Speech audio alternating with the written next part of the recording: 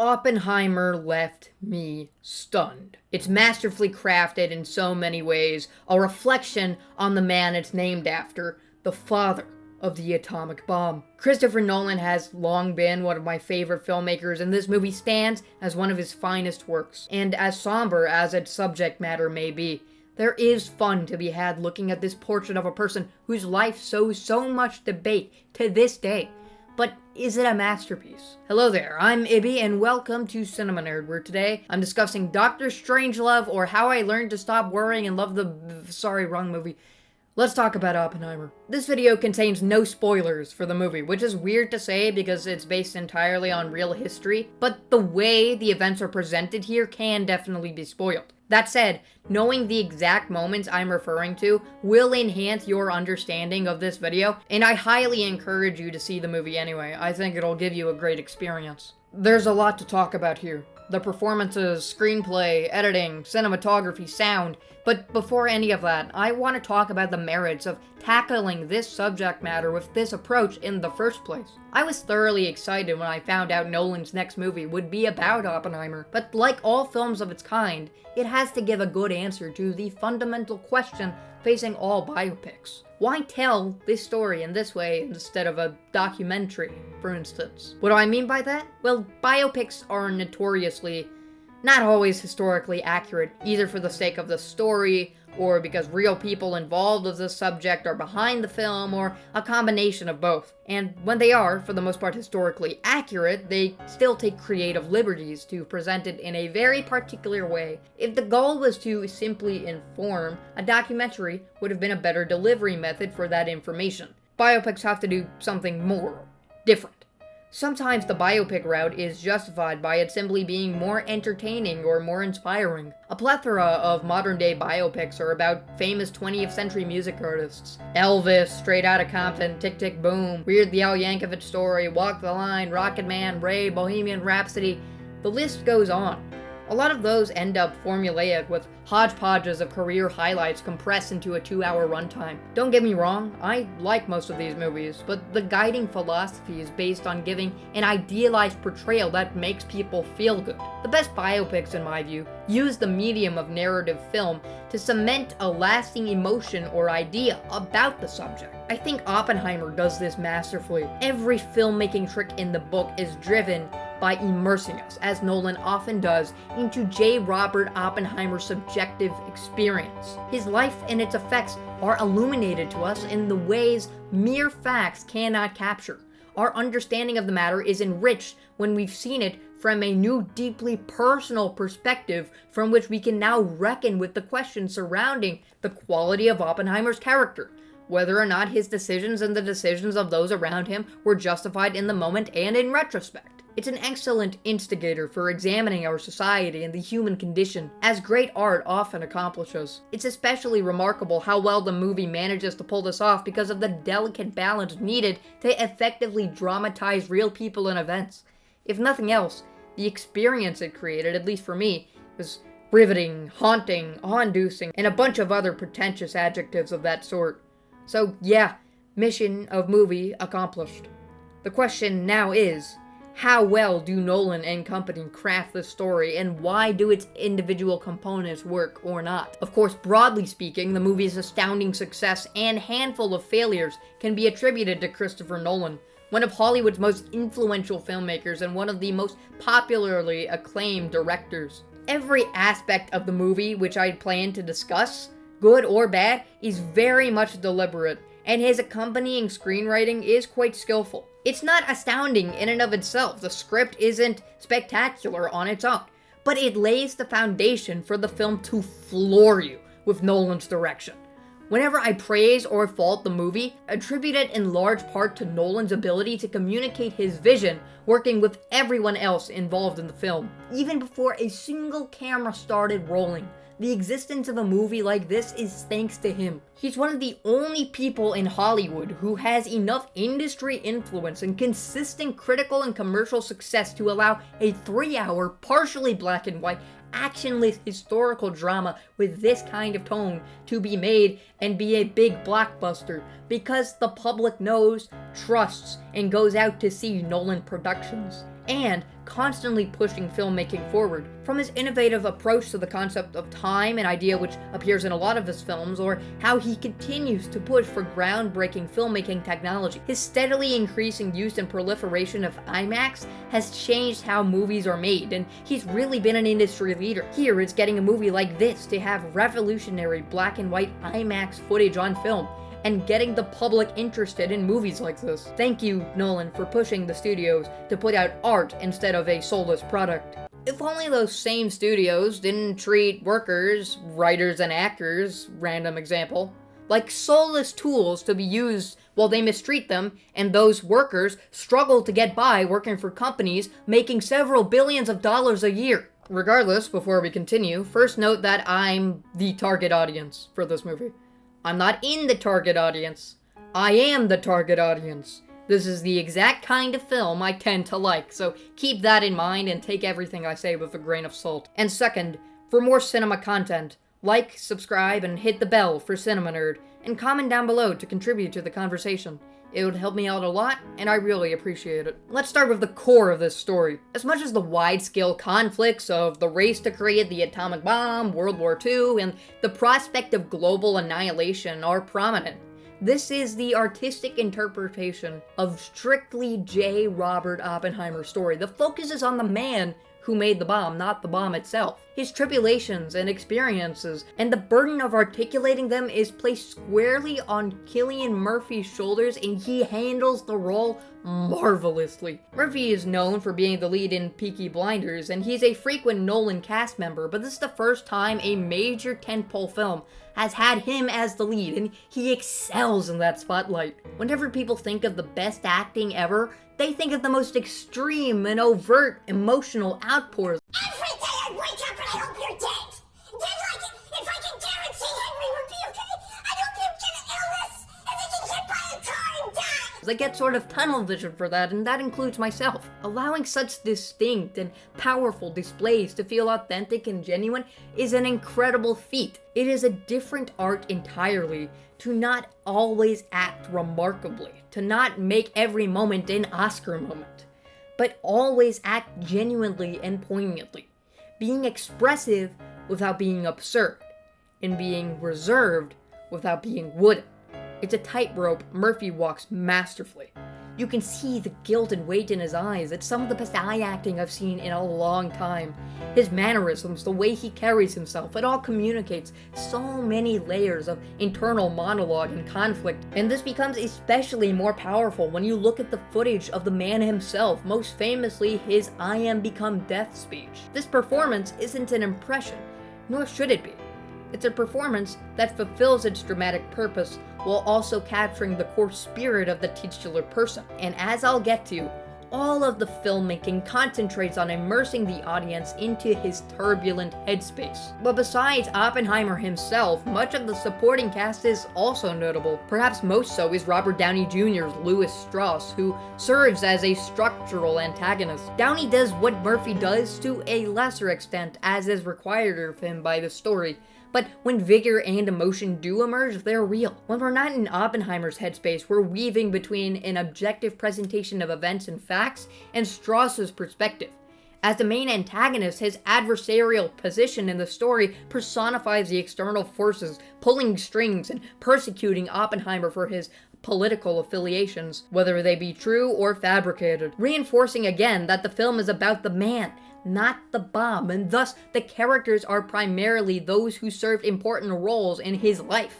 You need to look at it through that lens to get the most out of it. Emily Blunt works well as his wife, Kitty, with whom he has a rocky relationship, to say the least, especially when events surrounding Florence Pugh's character Jean Tatlock arise. Of the supporting cast, she's the weakest link in my view. She performs well, and she serves her narrative purpose brilliantly, but her scenes are the sole reason the film is rated R, which I think is a huge missed opportunity because it really didn't have to be. I would never want to compromise a film's artistic merits for the sake of a more financially suitable age rating, but I don't think its creative integrity would be at all damaged. I'd argue there is only one moment in the movie that is genuinely bad, and it left me incredibly confused. Again, no spoilers, but the phrase "I am become death, the destroyer of worlds" shows up in the movie multiple times. That line from the Bhagavad Gita was made iconic by Oppenheimer, and it's only right to include it here. But the moment in which it first appears is so painstakingly cringeworthy, I wish I could cleanse it from my mind.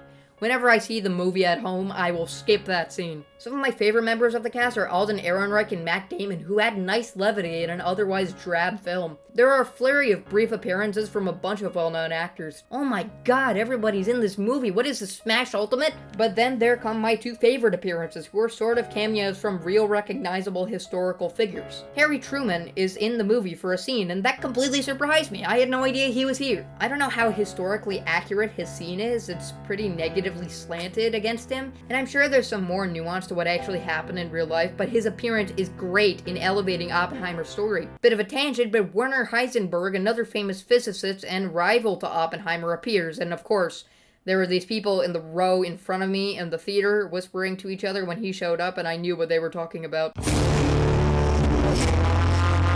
Subscribe. This is quality content. My absolute favorite supporting role, though, is Albert Einstein. Tom Conti plays him both whimsically and sternly. And more importantly, his scenes actually serve an immensely profound purpose in the movie. His final scene leaves you absolutely shook. Strangely, I think Marvel and all the other big franchises should take notes from this. The cameos from recognizable people, actors or historical figures, serve the story.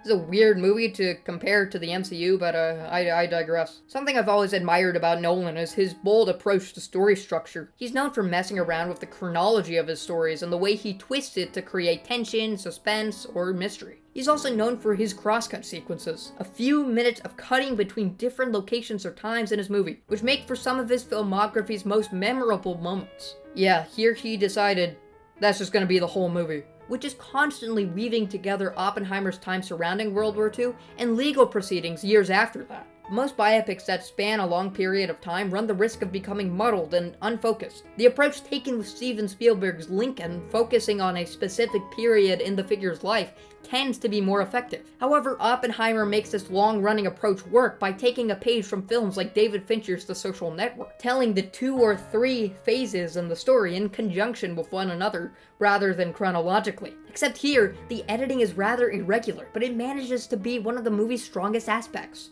The film's editor, previous Nolan collaborator Jennifer Lame, cuts the whole movie like it's an immersive dream, an elongated montage of sorts. You get sucked into the world of the film, it grips you and just doesn't let go until the very end. I hesitate to say there are even traditional scenes in this movie. It's cross-cutting so dang quickly. The 3-hour runtime flies by. It feels like it's just a bit under 2.5 hours. There's nothing wrong with a slow burn of a movie, even at this runtime, but I appreciate the breakneck pace here. It puts you in a sort of a trance, which is really the intended effect. Editors are unsung heroes in Hollywood. They literally make the movies. They assemble them, construct them, put them together. And effective, purposeful editing is something worth recognizing. The movie cuts not just for continuity's sake, but to guide the viewer through the world the movie transports you to. The way the story unravels too, we constantly flash forward with limited context and then flash back to fill in the gaps of scenes previously left ambiguous. It's so freaking good. Part of its presentation is having certain scenes, particularly those from Strauss's perspective, be in black and white, which is why Nolan pioneered black and white IMAX film for this movie. It's an interesting choice, which doesn't have too much thematic purpose, but does clarify what time and perspective we're inhabiting in those moments, which leads to a greater point about the cinematography and visuals. I am unbelievably lucky because I got to experience this film in 70mm IMAX, of which there are only 30 screens in the entire world that can project a film like that. It's not just a 70mm film print. It's not just IMAX digitally projected with laser, as is common. It is the biggest reel of film like ever, on a screen like 6 stories high. It was wild. And of course, this is the way Nolan intended the film to be presented. This is what every technical aspect of the movie was calibrated around. So having seen it like this, it's safe to say that this movie is visually extremely good. There are a lot of well-composed shots which make for great visuals. Ever since the onset of IMAX, Nolan has become more inventive with his shot choices. Whenever he uses a close-up, it's intentional. Whenever it's a sweeping drone shot, it's intentional. it's also carefully engineered and put together. It's a remarkable achievement. It works like clockwork. Some of the most astounding visuals are ones when Oppenheimer is envisioning theoretical physics concepts and you see them practically demonstrate what he's thinking about. It's an awesome effect used pretty frequently in the movie. Again, the filmmaking is dedicated to putting us in his shoes, and it directly puts us in his consciousness by showing us what he's imagining. Then, of course, a freaking nuke goes off in this movie. And the visuals are breathtaking. It's not like a Michael Bay movie. It's not over the top or action-packed. It's awe-inspiring, and the scene is more focused on the allure and feeling of seeing it than seeing it in and of itself. It's not the size of the explosion. It's the theoretical magnitude. It's the sheer impact on the world and the sheer weight that it puts on the characters. The visuals are masterfully done, but the biggest thing in my opinion that make the big moments in reality or Oppenheimer's perspective hit as hard as possible is the audio, using both Ludwig Göransson's original score and sound design to make it work. Again, everything here was elevated by the 70mm IMAX theater I saw it in, but the sheer contrast and range in the levels of sounds were immense and powerful. The score is almost constant. Ludwig's score feels very Zimmery, which makes sense seeing as Zimmer is Nolan's most frequent collaborator when it comes to film scoring.